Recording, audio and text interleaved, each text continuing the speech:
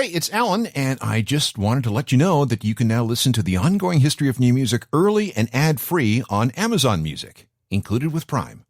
If you're going to commit to being in a band, you have to be prepared to deal with the bad as well as the good. The good stuff can include fame, money, perks, and the ability to make a living by playing music. It's enviable stuff. But then there's the bad side of things. Problems with your record label, lineup changes, dealing with the fickle tastes of the public, writer's block, internal struggles, management hassles, and I guess we can add pandemic lockdowns too. I could go on, but I think you get the point. These are things that can be deadly for any group, at any level, at any time. But none of these issues are necessarily fatal. And this is where I direct you to Exhibit A, Canada's 5440. This band has been a going concern since 1980.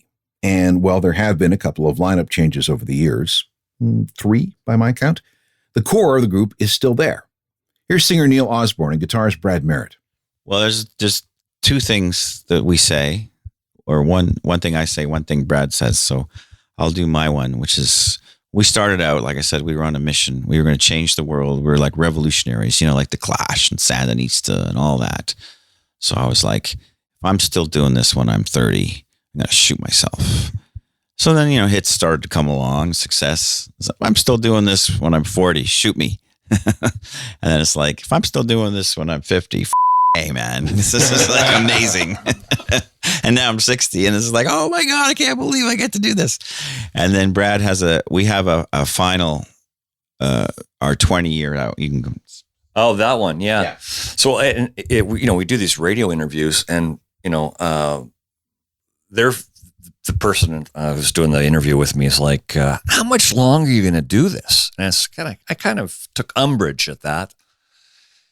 So I actually thought about it for a minute and I went, well, when the Rolling Stones quit, that's our 20-year warning. Because we started 20 years after they started. Just keep creating, keep writing. If you love it, do it. And then maybe something will happen. Maybe it won't, but at least you'll be doing what you love. And, everything should take care of itself. This is the story of 5440 in their own words, part 2. This is the Ongoing History of New Music podcast with Alan Cross.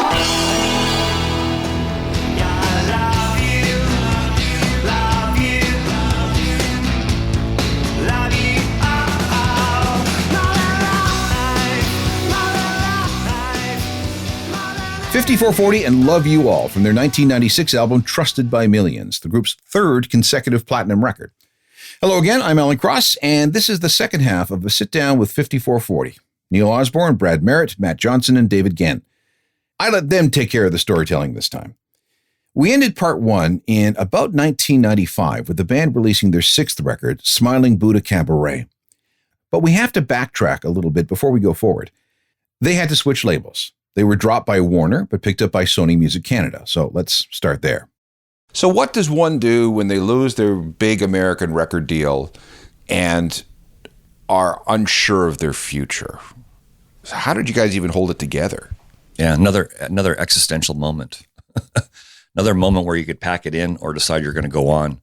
So I like, what Neil was talking about with Fight for Love. It's like, at that point when we wanted to sort of retrench and success is not guaranteed by taking the record company's path, right? So you don't know, the future's unwritten. So why not succeed or fail on your own terms rather than somebody else's terms? And so that was our attitude from that point on. We felt a little, not embittered, I didn't, but it was a learning experience doing that Show Me record, right? Because we sort of went with the path of least resistance. You guys know, the producer, the people at the record company, and no, we didn't like it. That's the only record that we made that I can't even listen to anymore. I literally cannot listen to that record. So I said, well, we're just going to stick together as a band and not listen to these people anymore. I mean, we'll listen, but we're going to do our own thing. And so now we're into the transition. We got a kind of like a couple of years where we're going to figure some things out and try to get another deal because we don't want to make independent records. And there's deals out there. And, we're courting record companies, they're courting us, and we're spending lots of time writing material. We must have had 30 or 40 songs. Yeah, about 30 songs for the Dear Dear record. Yeah. And it was a long time. It was a year or two, right? A couple without knowing what was going to happen. Yeah. Meanwhile, we were getting gigs in Canada mostly. And there was that Greatest Hits album dropped in the middle there. Yes. Warner Canada did that. Yeah. Which did really well. Sold bucket loads. Yeah. Well, I think that Greatest Hits record actually sort of reset the band with the Canadian audience because it gave Much Music something more to talk about, more to play. Yeah.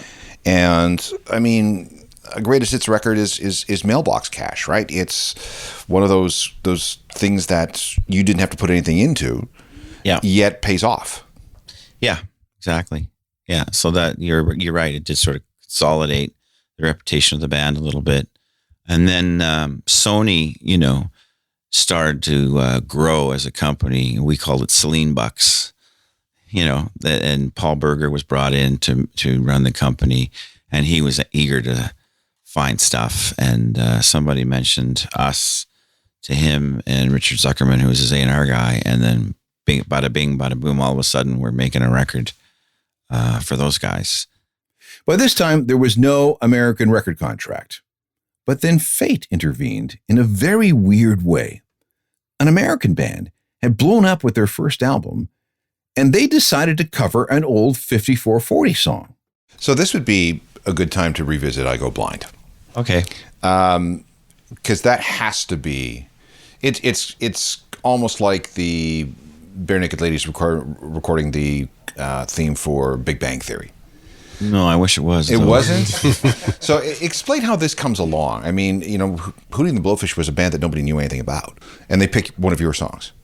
They, as Brad and I like to tell it, I guess, we would play this club in Washington, D.C. called the 930 Club back on the Green Record and Show Me, and they came up from University of South Carolina, and they were fans, and they played almost every song off the Green Record in their cover band. And every REM song that their two favorite bands were REM and 5440, oddly. And then we're actually out on the road starving in like 96, 97 or whatever it was. And I get a phone call from my management, Jason Grant. And he's like, I Go Blind is a B-side on Hootie and the Blowfish cassette. I'm like, who's Hootie and the Blowfish? And it's like, they're taking off right now. So I go to a record store and actually buy the cassette single to see that, oh my God, there it is. That's so cool. I'm thinking nothing of it, right? And then it takes off not long after. Well, it ends up with a Friends soundtrack, right? Yeah. So once again, as we understand it, the A&R guy who put together the Friends soundtrack moved from Atlantic to wherever, or one of the labels, and was in charge of putting together the Friends soundtrack. But he's also the guy that had signed Hootie, to their label. So he asked them for a song. They're in between records. So they had recorded I Go Blind. It didn't make their first record. It was cut. But they said, you can have this song, but just promise us you won't release it as a single for the Friends soundtrack. And they went, okay, no problem. So I think Bare Naked Ladies was one of the singles that came out on the Friends sound, like delivered. Can't remember who else. But radio out of Boulder or Denver, somewhere, just because the Hootie was like all the rage, right? It was sort of the anti-Nirvana. And people started requesting it. They started to play it, and then it just sort of built out naturally. Just like the old school, when a DJ would play a song and fans would like it, and then request it, and the DJ in the next city would pick up on that, and it would just, instead of pre-planned like it is today, it was a really neat, organic thing. So that must have been really fun to watch. They tried to stop it. I mean, their new record had just been released, and they basically told radio, "Look, shut that song down. Here's our new single." They released that single, and it pretty well died. And radio just went, "No, okay, we'll go back to I Go Blind." Well, here's the thing that a lot of people don't realize is that if you are an American artist on American radio and you're playing a cover, you don't reap any radio airplay royalties from that because it only goes to the composers. So Publishers. And the publishers. So they had nothing and would only benefit from the mechanical royalties, which would be the sale of the Friends record or that cassette single. Yeah. Yeah. And when Matt's talking about the record company here, he's not talking about the band. The band were very, very happy for us. We did a tour with them. They wanted us to play with them, and we did. And I remember them. Sony, the drummer, what's his name? Sony was. Came in with the Billboard. It was number 3 on Hot AC or whatever the heck it was. And he goes, "You guys are going to get some money. This is great. Da, da, da, da. Make sure you get every penny." So they were very happy for us that had happened. So it's got nothing to do with them. They were actually quite thrilled. And that must have been some pretty good mailbox money for a number of years. I remember my wife calling me because I used to get the checks in the mail. They made a mistake. We got to give it back. We got to get this because there's so many zeros on that first check. She was in shock. Like, what do we do? We got to go to the bank and tell them it's not right. And it was right. Every time I look at you, I go blind. Every time I look at you, I go blind. Every time I look at you, I go blind. And now, the original. I go blind. I go blind.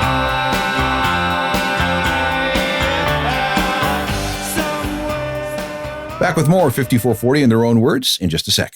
This is part 2 of 5440 in their own words. Neil, Brad, Matt, and David all took part in this chat in the basement of the Horseshoe Tavern in Toronto. Let's continue, picking up things with the Since When album in 1998. So since when? Are we still recording in the U.S. or have we moved back to Canada? No, since when we had we had Garth Richardson produce it. We had a lot of common friends, and we would hang out after shows and drink Crown Royals with him and stuff like that. And he always wanted to produce us. And we were into this phase where we wanted to do a total about face. Like, I remember our manager Alan going, this could be career suicide because you go from Trusted by Millions to Since When, or it could be a license that you can do anything you want. And we chose the latter, whether the public did or not. and had Brad and I had a big sit down with Garth and said, "Look, we don't want to make one of your testosterone, big muscle tattoo, thick neck, platinum selling beef records. We want to do." Yeah, we don't want to be Rage Against the Machine. Yeah. No, well, we'd love to be Rage Against the Machine, but that's already come and gone. But Garth's got, I don't know how many platinum records, he'll show you. And I've never heard any of these bands, to be quite honest, but somehow they all sold 1 million records in the States because they go, "Rawr." So we told them we wanted to do a 16-track, 2-inch intimate record. That's really what we wanted to do. And we wanted to bring in strings and do all these things, just where our artistic fancy went. And that's a very, very good sounding record. Garth is an excellent producer, and he went with it. And, we had the song Since When, which I think was I don't know, I was told, our only AM single that tracked. It might be. It might be. I can't think of too many AM others. radio at the time. Yeah. TV commercial too, didn't it? And so that song, because it was a TELUS and a Hyundai commercial and some other thing, and we recouped all of our Sony publishing. Yeah. And when you get a publishing deal, like a record deal, but a publishing deal is a little different because you sell the rights to half of your songs. But we're, being typical musicians sitting in a dressing room like this, even today, wait a minute, you're going to give me money for my songs? Yeah, sure, I'll take it. Of course, then when it recoups, wait a minute, I'm giving you half of all my money now? So it's double-edged sword there. This is an odd time too. So we're about 98, right? And the idea of a band licensing a song to a TV commercial was still pretty risky. Yes. So if we back up a little bit, we were totally against that. So we had a few, offers. We had an offer for one of the cigarette companies to, a free bus for the tour, and we turned that down. The Neil Young, don't sing for Miller, don't sing for Bud kind of vibe. We had in our contracts, still do actually, complete control over the visibility of the stage. We paid a big festival where we opened for Pearl Jam, where was that, Gimli or something like that, out in Manitoba. And they had a big Labatt's balloon, and we refused to go on until they deflated the balloon, right? And there was this big standoff going on. This is about 97, just before Since When came out. Trusted by Millions tour anyway. And I remember, what's his face? The little guy, the singer in Eddie Vedder. Yeah. Sorry. The little guy. Well, he's got a big voice, excellent voice. But when you stand next to him, the first thing you say is like Danny DeVito. God, you're short. Anyhow, he was like, what's the problem? And so he hustles off with the promoters and the other members of the band and explained, well, these guys have this thing in their contract, and and he said, take it down. So thanks to him, they took it down. Now, what happened is we started to play a lot of, and we still relied a lot on university shows and Frost Weeks and stuff like that. And we would make sure that you didn't see the beer companies or whatever.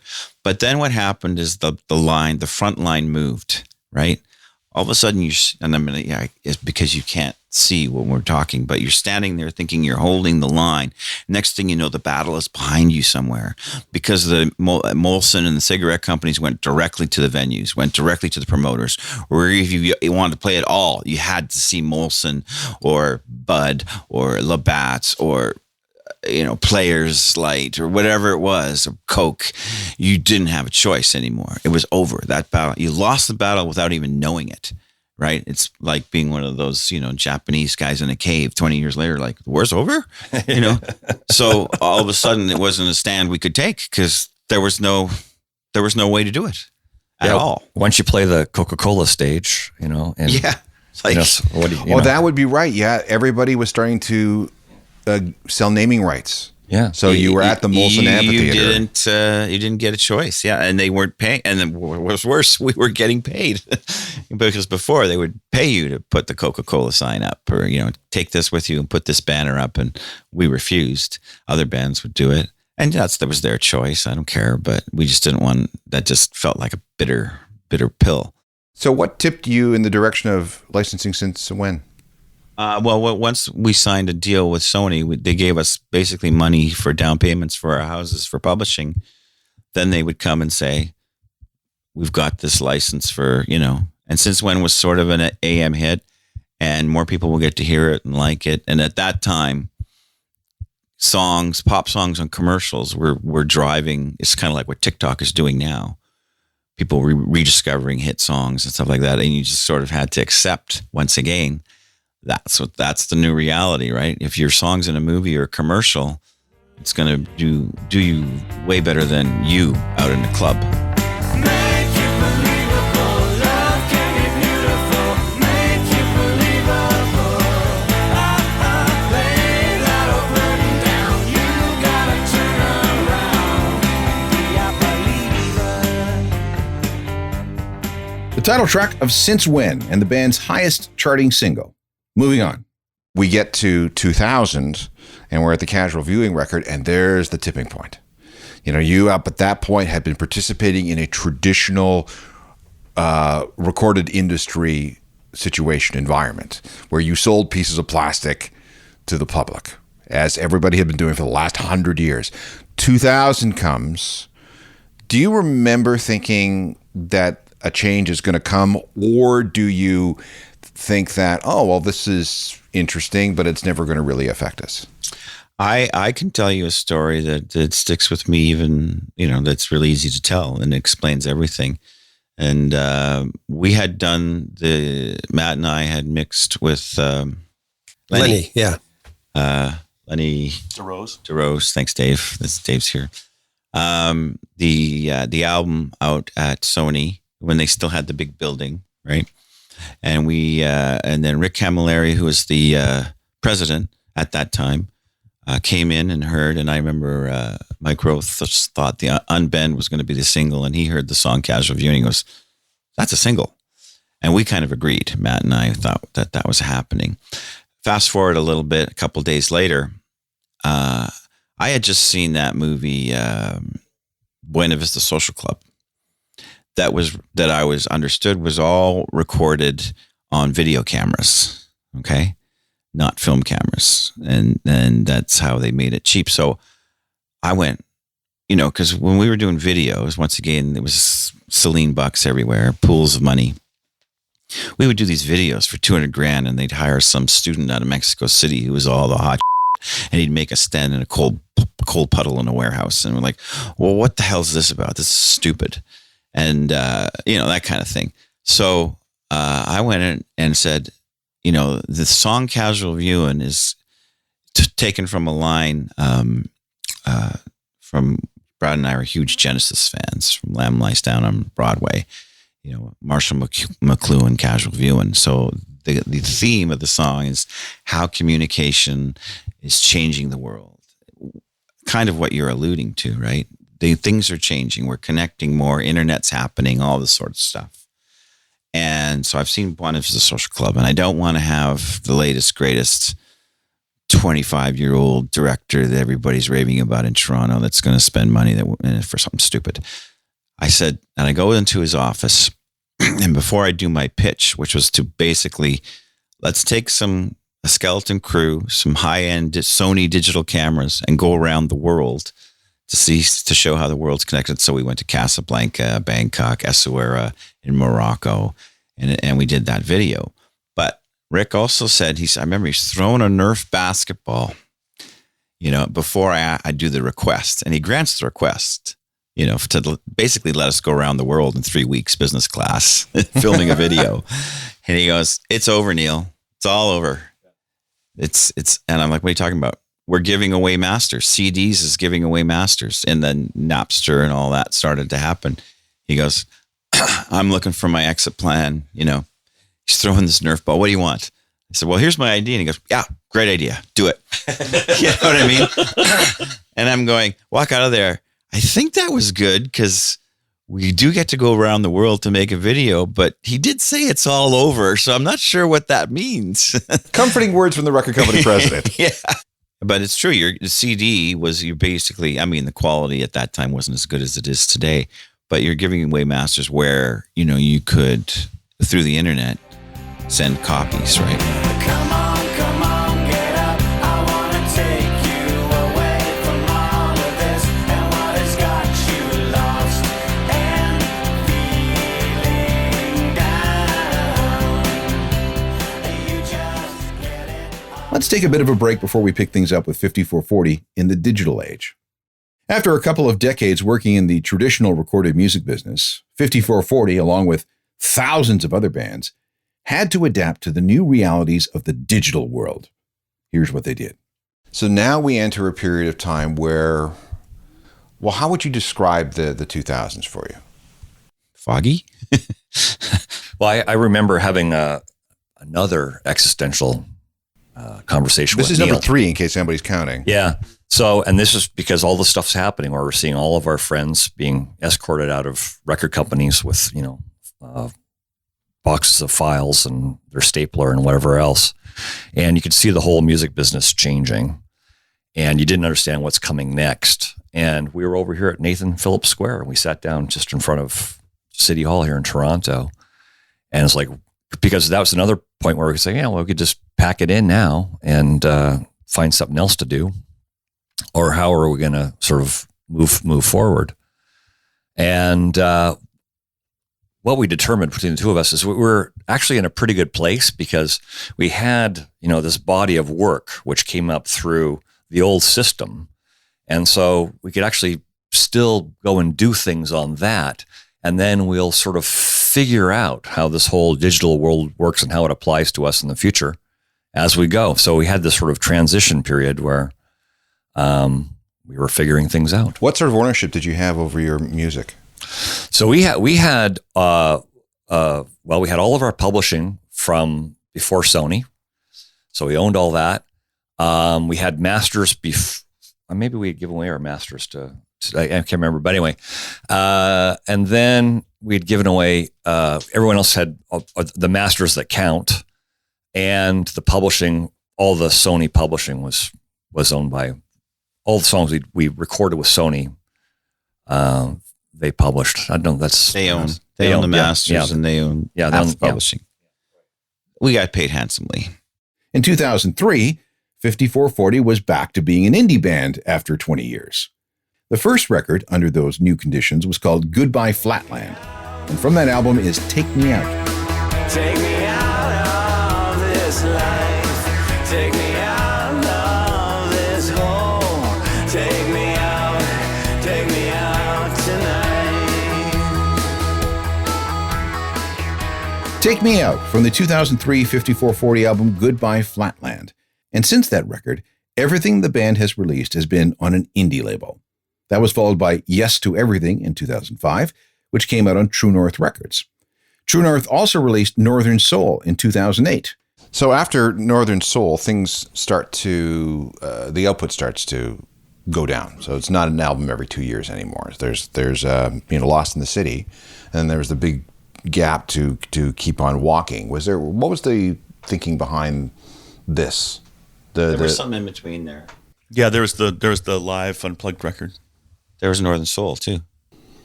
Yeah, You mentioned Northern Soul. Oh, he did. And then Lost in the City. Yeah. And then before Keep on Walking, there was also an unplugged record, La Différence. Yeah. So, what's this one with Easy to Love? Easy to Love is on Yes to Everything. Yes to Everything, yeah.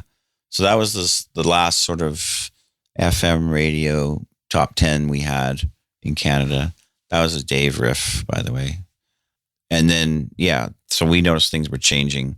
You get told like, Much Music isn't going to play you. They're throwing you over to Much Light or whatever the hell it was called. Don't worry, Blue Rodeo's there too. That kind of thing. It's like, what? We're not cool anymore. All these other things, right? Like all our generation of bands are being moved over. And it's like, oh, that's interesting. In 2023, there will be 2 new releases. One live album recorded at the El Macambo in Toronto, and another written during COVID called West Coast Band. We'll get to something from that in just a second, but first... All right, COVID. What do you do during those awful years? Well, interestingly enough, Brad came up with the idea of, doing a Zoom call. So we got on, and this became the impetus, which is for the record that's going to come out next, because we started telling stories and, fun and funny stuff about our history, and just telling, first it's grumpy old men, right? Walter Matthau and Jack Lemmon, like, how's your hip? How's your knees? All that sort of stuff. How you hanging in there, man? Because we don't live all in the same place, right? 3 of us live on islands, and Dave's in Vancouver. So we just started to tell stories, and we all have monikers like Matt, the drummer's Table for One, because that's the way he likes to operate. Like, gets in the van, immediately puts on his headphones, and there's a story behind Table for One where we were doing a gig. Where was it? Thunder Bay or something? Thunder Bay or North Bay. Yeah. And we did sound check, and we had to rush over back to the motel, quickly shower, eat, and get back to the gig. And Matt decides he's not going to want to shower. He's just going to go to the Canadian Chinese buffet that's right beside the motel in North Bay. You know the one. And there's a lineup. And so we get out of the shower. We're all dressed, gig ready, and Matt's at the front of the line. And we go right to the buffet, fill our plates, say, Matt, get a table for 4. And he's so pissed off because he had to wait. And she goes, how many? He goes, table for 1. So we had to go back to the line. Well, there was like probably 20 people in line, and they just walked right in front of everyone. I was horrified. I was like, oh my God, they just ignored the lineup, the queue, So I was like, I think it was Neil or Brad kind of waved at me, get a table for 4. And I just shook my head and went, nope. And we have a tradition since Dave joined the band where we have this drink that Dave makes for us called Vodka Surprise. So it's That doesn't sound good. yeah, it's not. Well, it is actually. Every day is the best one ever. Oh, I'm feeling the surprise this morning. Yeah. So we have a song named after that, and Dave making us the drink. And then when Dave first joined the band, we were on the road, and he didn't quite understand Brad's vibe and personality. And he turned to me and go, "Where did you find that guy?" And so there's a song about Brad. It's called "Hey Brad," but it's where did you find that guy? And we have a song called "Food Loser," which everybody can relate to. This is when you're out dining with a group of people and somebody's order gets wrong, or it doesn't come, or it's cold. We have another song called "Same Guy, Different Body," which is that drunk person that somehow worms their way into the dressing room and is all brave, and you can't get rid of them. And then they get all dark and want to fight you because they're not that drunk that they know you don't like them. That happens a lot. We have another song called "Options," which is a story of when we were playing in Regina at the same time as Blue Rodeo, and Keeler came over to check out our set and was in the dressing room, and I said to him, this is like 15, 20 years ago. He's like, "Hey Neil, how's it going?" I go, pretty good. And I said, Greg, I don't think I could do anything else. Like if I had to stop this being a musician thing, I don't think I could do anything else. And he goes, "Nice to know your options are behind you." But it's true. It's brilliant. It's brilliant. You don't have to worry. So we have that song about that story. So there's all the songs on the new record are stories of the band and things that have happened in the band. So it's quite fun. Man, oh man, we've seen it before. A really drunk guy who cannot score. Let me introduce you to same guy, different body. After being together for so long, there must be a road story. The crazy thing that you cannot believe happened to you while you were touring. There's lots of them. There was a time where we were at a Tower Records convention in Sacramento. Our bus pulled up there, and we're hanging out there, and it's free drinks obviously, and we're drinking this great California Chardonnay, and everyone's feeling good. And then we get back on the bus after the end of this thing, and we're rolling down the street, and there's a little jump seat in the front, and so our lighting guy sits down the jump seat, and he kind of misses the jump seat, and the bus is going at a pretty good rate here. He hits the door handle on the way out, and then rolls out the bus, and we're literally 100 meters before we're able to stop.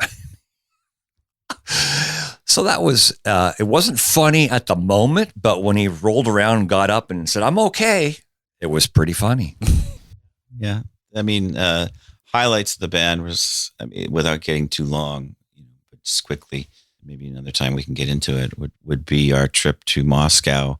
We were there for a week in an exchange thing while Gorbachev was still the head of, we saw the last May Day parade, the last communist May Day parade. We did a show there with a band called the Scramblers, who ended up getting in jail and stuff like that. But once they said the word Gretzky, they got let out of jail.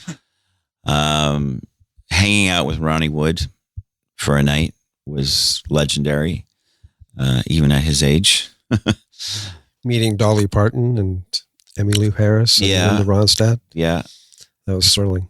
And then, just like I said, same guy, different body. We did a show in St. Catharines where it was a woman who worked her way into the dressing room and, started to be really annoying and, sit on my lap and "I like you" and all that. And then I sort of indicated to the bouncer, like, "Can you get rid of her, please?" And so he tried, and she went off and hauled and broke his nose. And she was tough.